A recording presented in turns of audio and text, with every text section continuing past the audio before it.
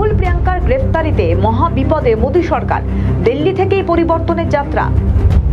গদি ধরে রাখা অতই কি সহজ? গদিতে আসা সহজ, গদি আঁকড়ে বছরের পর বছর ধরে বসে থাকা খুব কঠিন। গদির স্বাদ অভূতপূর্ব।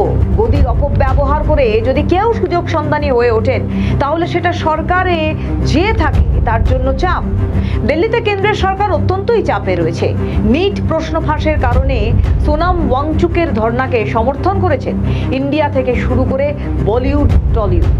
প্রত্যেকে সমর্থন করলেও দিল্লি সরকার জাস্ট পাত্তা দেননি। নেত্রী মমতা বন্দ্যোপাধ্যায় সোনামের পাশে রয়েছেন, একথা নিজে ফেসবুক লাইভে বলেছেন। ধর্মেন্দ্র প্রধানের পদত্যাগের দাবিতে ছাত্ররা সংসদ চত্বর অবধি বিক্ষোভ করেন। পুলিশ একেবারে নিষ্ক্রিয় ভূমিকা পালন করে ছাত্রদের উপর লাঠিচার্জ করে। দিন যাচ্ছে, আন্দোলনের আকার আরও বৃহত্তর হচ্ছে। সোমবার পথে নামে ছাত্র। মঙ্গলবার প্রধানমন্ত্রী বাসভবনের সামনে ধর্নায় বসেন রাহুল গান্ধী।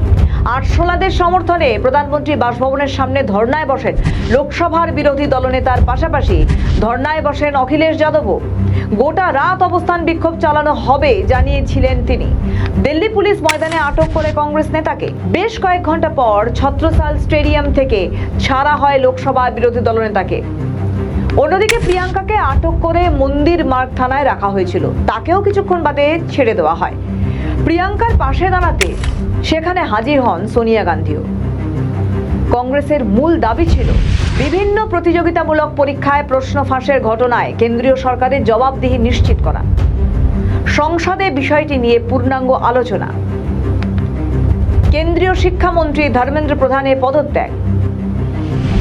ছাত্ররা পথে, পাশাপাশি বিরোধী দলের নেতারাও পথে। মহাবিপদে পড়েছেন নরেন্দ্র মোদী।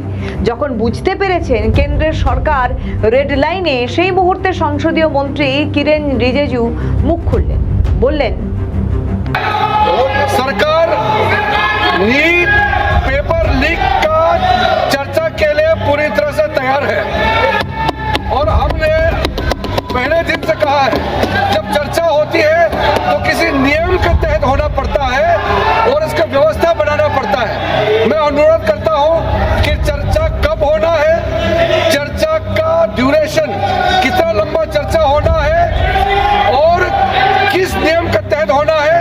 माननीय स्पीकर महोदय, सारे पार्टी के फ्लोर लीडर से बातचीत करके इसका निर्णय किया जाए। सरकार पूरी तरह से नीट पेपर लीक पे चर्चा करने के तैयार है और इस देश के युवाओं का भविष्य के लिए हम सब मिलकर के एक सार्थक चर्चा हो, ये सरकार चाहती है। নরেন্দ্র মোদী একদিন শুনবেন না। একটা দিন ছাত্রদের কথা শুনতে কেন্দ্রের সরকার বাধ্য। বিরোধীদের বক্তব্য, আন্দোলনের সফলতা একদিনে আসবে না, কিন্তু একদিন আসবেই। আমাদের ভিডিও ভালো লাগলে লাইক ও শেয়ার করুন, কমেন্ট সেকশনে আপনাদের মতামত জানান। আরও ভিডিও পেতে আমাদের চ্যানেলটিকে সাবস্ক্রাইব করুন এবং প্রতি মুহূর্তে খবরের আপডেট পেতে প্রেস করুন বেল আইকন।